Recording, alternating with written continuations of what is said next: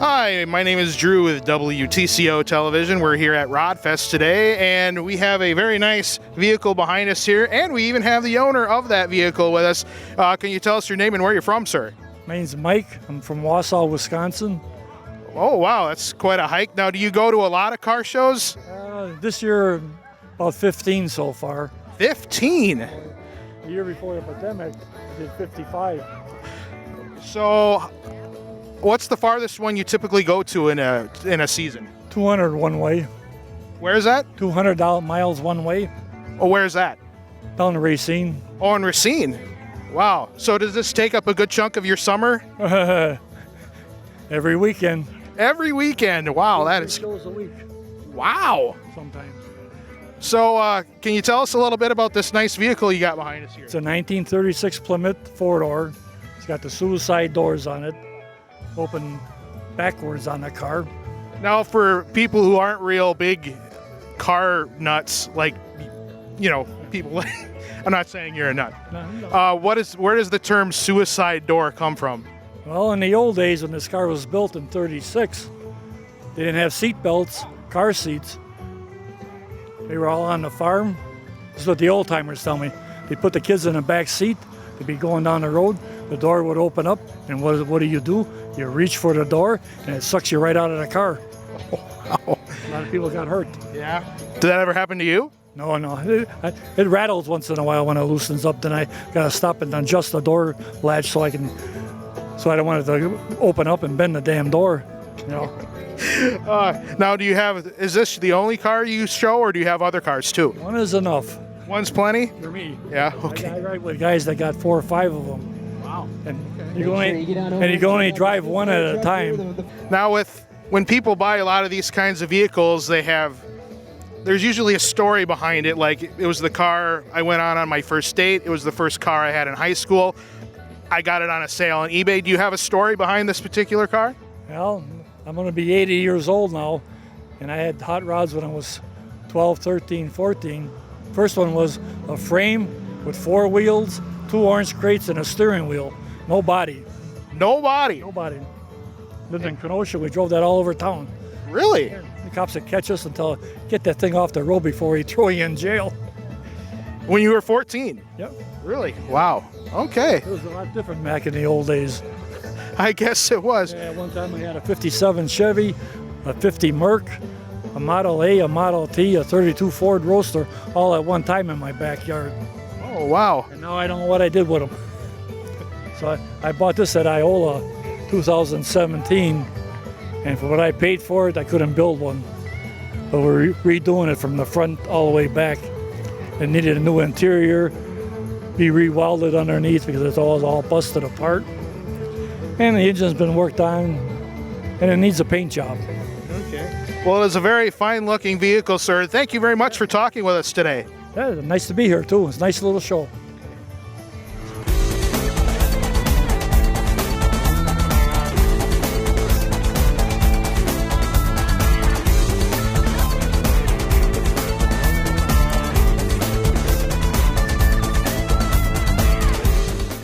All right, and we are here with Rick Schmidt. Did I say that right? Yes, Rick Schmidt. Okay, and where are you from, Rick? Up by Knapp. Knapp? That's past Menominee, correct? Yeah, about 60 miles from here. Okay. Do you go to a lot of car shows? Almost every weekend if I can. Every weekend. What's the farthest away you've gone for a car show? Eagle River. That's up by the UP? Northeast Wisconsin. Yeah, okay. And the Chain of Lakes. Yeah. Throughout the season, what's like the time of year you go to the first one to the last one you go to? Into May until middle October. Wow, that's a lot of shows. Can you tell us a little bit about this fine vehicle you have right here? Well, it's a 70 CUDA, 4-speed 383 car, all numbers matching. I bought it new October 10th, 1970. And you had it ever since? Ever since. Would it be all right if I asked how much money you put into restoring this vehicle? 25 grand. 25 grand? Well, that's not too bad. I did most of it myself. Yeah? Everything? Everything except for the paint and the engine. Okay. I know at car shows, most people who bring these have a story behind the car. There was like the car they had their first date in. It's the first car they ever got when they had their license. The car they got in a divorce. There's a lot of stories. Is there a particular story behind this vehicle? It was actually the second car I bought after I got out of the service. Okay. And then it survived a divorce. So Survived a divorce? She didn't want the car? She wanted the car, but she wasn't going to get it. I got the house, I got the bills, and I got the car. Okay. She was gone. She was... Yeah, and I see you were a Marine? Yes. All right. How long did you serve? 2 years, 10 months, and 4 days. Wow, he knows the exact amount of days. Well, thank you very much for your service. I got shot up a little bit, so I got an early medical discharge. Oh, you did? Okay. All right. A particular conflict of any kind? Vietnam. Vietnam? Okay. All right. Well, that's a very nice looking vehicle, and I think my man here is going to get some footage of it, if that's okay. Thank you very much. Thank you, Drew. All right. Have a good day. Yeah.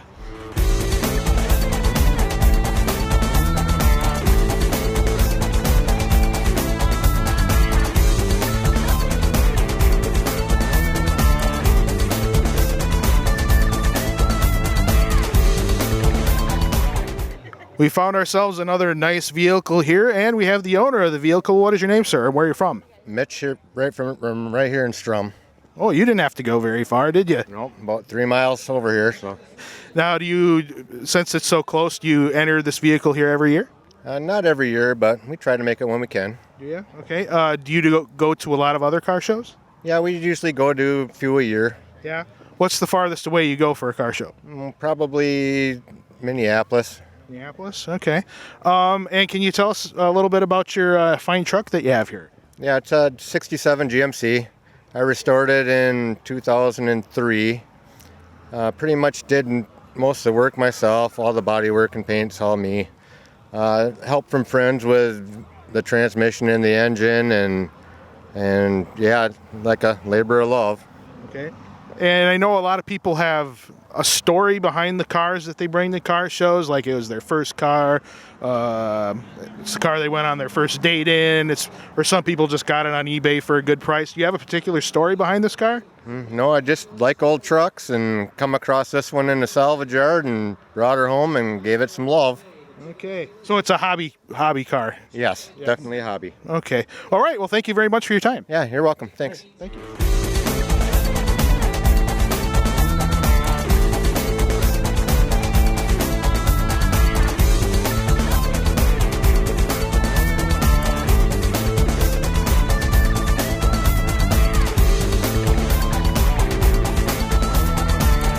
We have ourselves another minty green vehicle here, and can you tell me your name, sir, and where you're from? Tom Lee from Eau Claire. From Eau Claire. So about a half-hour drive or so for you? About that, yeah. Do you do a lot of car shows in the summer? Try to, yeah. Every weekend? Pretty close. Yeah. If there's one around the area. Yeah. What's the farthest away you go for a car show? Oh, this year I guess the farthest I've been is Gilmington and Durand. Okay, so a lot of them in the area then.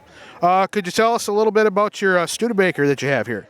Well, it's a 1953 Commander V8 with overdrive, 3-speed overdrive, and it was my great uncle's originally, so it's been in the family since new. It was bought brand new in Erickson Motors in Bloomer. In Bloomer? Yep. That's weird because I'm from Bloomer originally. Yeah. So, but Right on the main grade. I don't remember. Erickson Motors is a little before my time, but Then he had the Dodge dealer after that. okay, all right. And it's been in your family the entire time. Correct. Yep. Oh wow. Oh, okay. Guess I don't need to ask him about the story behind the car then. But anyway, thank you very much for your time, Tom. Well, thank you for taking interest and showing up here and looking at all the stuff. You bet. Appreciate it.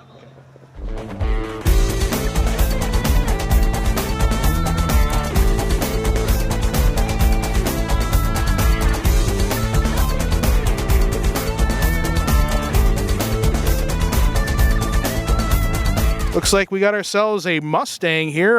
Sir, can you tell us your name and where you're from? Dwayne Frosseth from Lebo, Wisconsin. Okay.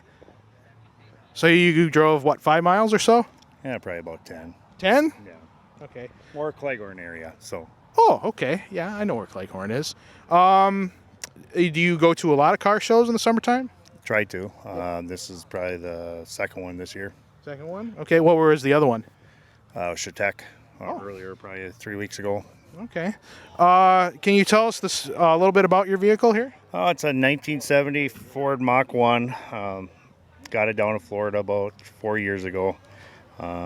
Pretty much just driving it, enjoying it. Okay. So, There's a lot of people who bring cars to these shows have stories about their cars. Is there a particular story behind this car? Is it just something you bought on a whim, or is it like your first car, or is it a dream car? it's actually my wife's car. She wanted it, so that's why we went down to Florida. So it's not really yours? No, it's not mine. It's ours. It's hers. I got a 63 Ford Fairlane 500. I got a few cars and a couple Mustangs, other Mustangs too. So Is this the only one you have at the show, though? yes. Okay. All right. Well, thank you very much for talking to us today. No problem. Well, you guys enjoy. All right. Another nice Corvette here at the Rodfest Car Show up in Strum. And what is your name, ma'am, and where are you from? Sherry Olson, and I'm from Oliva. Oh, you didn't have to travel very far, did you? Nope, few miles only. Okay. Do you go to a lot of car shows in the summertime? We used to go to a lot, not as many lately since our kids aren't around anymore, but Okay. quite a few. Did you let the kids drive the cars to the car show? Nobody drives my car but me, but my son has a car, or the truck, so he drives his truck, and my husband brought my other son's car. Okay. Could you tell us a little bit about the vehicle here? It's a 2000 Corvette Coupe, and I've had it for about 10 years. I don't drive it a lot, but it's got 60,000 miles on it. And I never drive it in the rain, and it's never been through a car wash. It's hand washed and dried all the time. So I take pretty good care of it.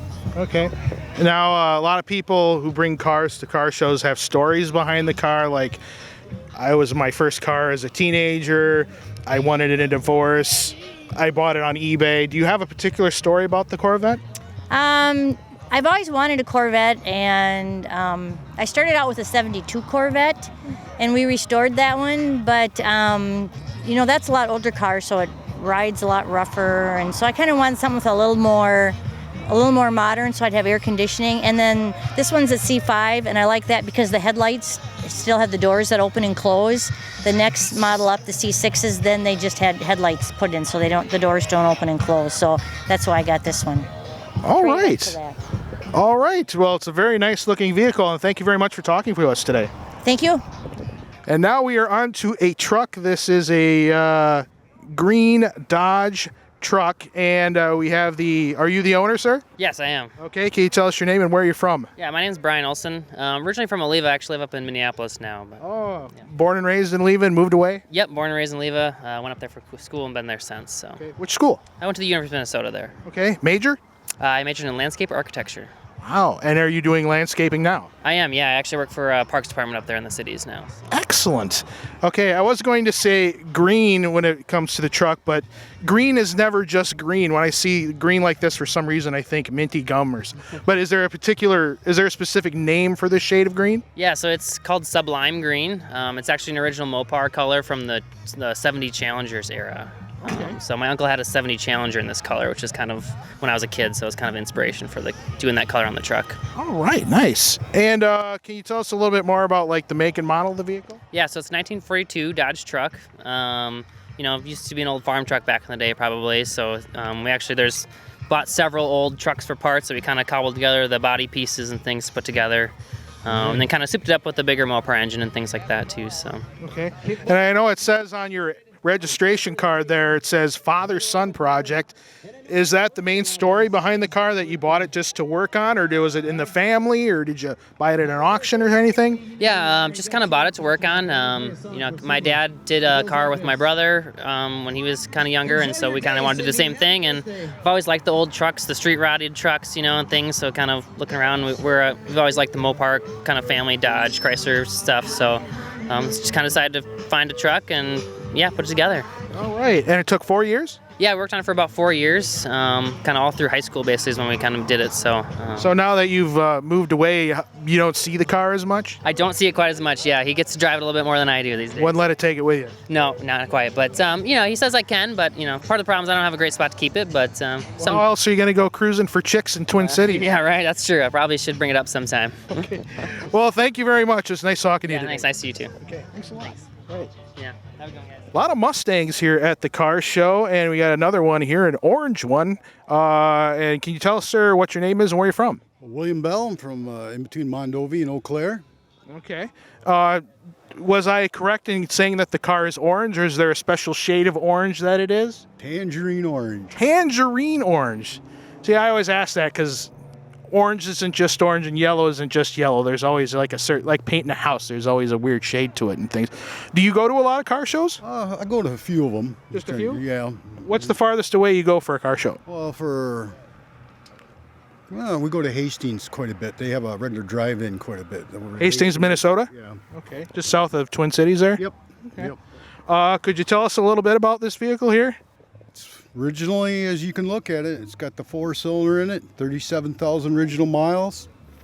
When I went to look at it, go to find out, it came from Arizona, went to Colorado, and came and sat in Altoona down by the beach in a garage for 12 years. Wow. Uncovered it, had a cover on it. It looked like it was in primer. Brought it home, I buffed it out. Okay. This is what you see. So is there any other kind of story behind the car, or you just kind of got a good deal on it? That's pretty much the story on it. I had to put about $3,000 in the motor without rebuilding it. I bought everything brand new. We've drove it down to Des Moines. We've been around different areas with it. Okay. Just a 4-cylinder. All right. Do you own any other cars? Yeah, I've had some Falcons. Falcons? V8 Falcons, and I got a 62 sedan delivery Falcon. Okay. Is this the only one you brought to the show today? Yeah. That's the only one we bought today. Okay. Do you take the Falcons to other car shows? Oh, yeah. Yeah. Yeah. Okay. All right. Well, it's a very nice looking vehicle, sir. Thank you for your time. Thank you. Well, you don't see cars like this certainly every day. And sir, can you tell us your name and where you're from? My name's Todd Langenfeld, and I'm from Prescott, Wisconsin. Okay.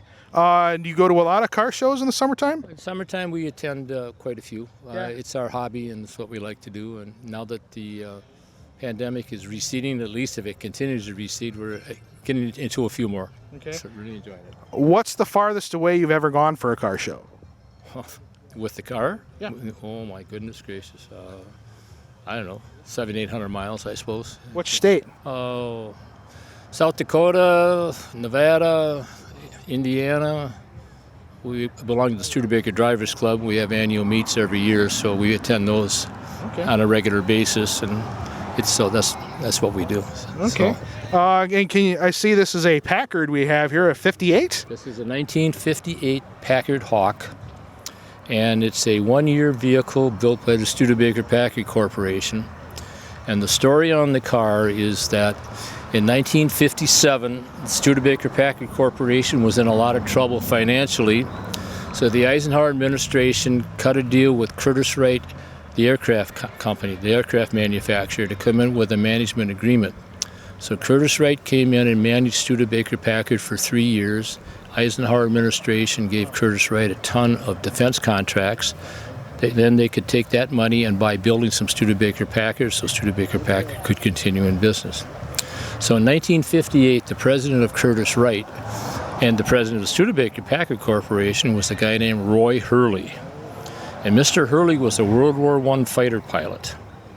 And the first thing that Mr. Hurley did was he went to Europe to get the Mercedes-Benz contracts for Studebaker Packard. Before 1958, if you wanted to buy a Mercedes-Benz in the U.S., you essentially had to go to New York and buy it off the docks. They didn't have dealerships.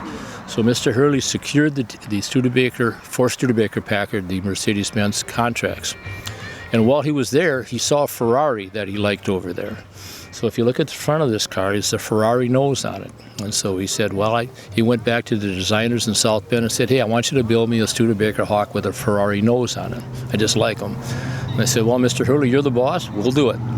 So Duncan McRae, who was the head of Studebaker Packard Styling at the time, designed this particular car. He took a 58 Studebaker Golden Hawk, changed the whole front end of it with fiberglass, lowered the car down an inch, went up to the trunk and changed that, put in a Golden Hawk 400 on it, and continued working on the car.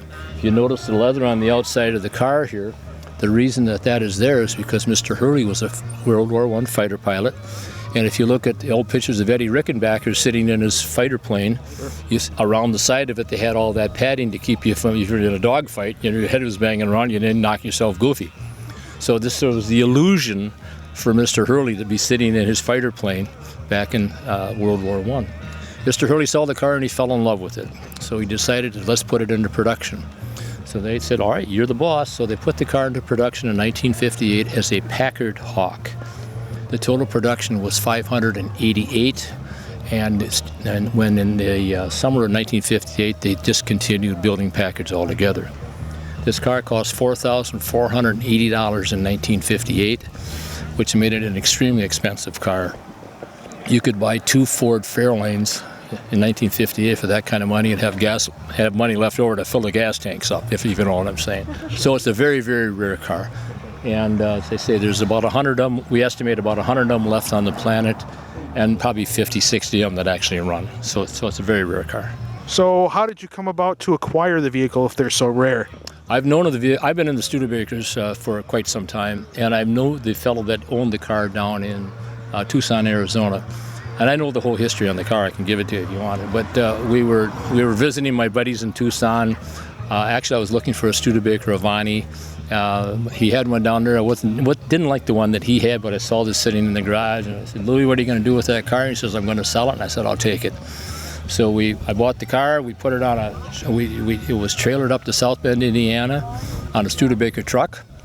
And from there we took it and trailered it back to my home in Prescott. And I've been working on it ever since. I've had the car about 20 years. Wow, who needs Wikipedia when I have you around? It's a great car. I tell you a funny story if you want to hear it. Sure, let's hear it. And I was showing the car at the West Wind Supper Club in River Falls several years ago when this gentleman was looking at the car and just walking around the car, looking at it, really looking it over. So I said to him, can I help you? Do you know anything about the car? He says, I got to tell you, in 1958, me and a buddy of mine down in Chicago had one of these. We bought it brand new. And this is before you had the freeways. And he said, we used to take this thing up on the north side of Chicago and cruise the highways up there. And these guys would come by the Corvette and they really thought they had something. He said, we'd just go flying by them and they couldn't figure out what it was. And he says, I wrenched on that car for about 3 years until they went in the Army in 1960, 1961. And he said, I always wondered whatever happened to that car, and I loved it so much I even know the serial number on the car. I said, what was the serial number on the car? He said, 1492. I said, 1492, are you sure? He said, yeah. He says, I'll never forget it. I said, look at the serial number on this car, 1492. This is the car that he and his buddy used to race around on the north side of Chicago in 1958. Now, you talk about a small world. And what are the odds? 1 out of 588. The fellow's name was Bart. He lives in, I won't give his last name, but he lives in Spring Valley, Wisconsin, and we communicate every once in a while. Wow. Isn't that amazing? It's so funny how things like that just come back around to you. The car hobby is a fun hobby, and you meet interesting people, and you meet almost everybody is enjoying the day. If you take a look around here, I don't see any frown faces, little kids running around. Isn't it great? Just wonderful. Yeah, just kids wonderful. sticking their head in the... Yeah, it's fun. There all day. Well, that is a fantastic story, sir, and thank you for sharing it with us today. My pleasure. Nice to visit with you.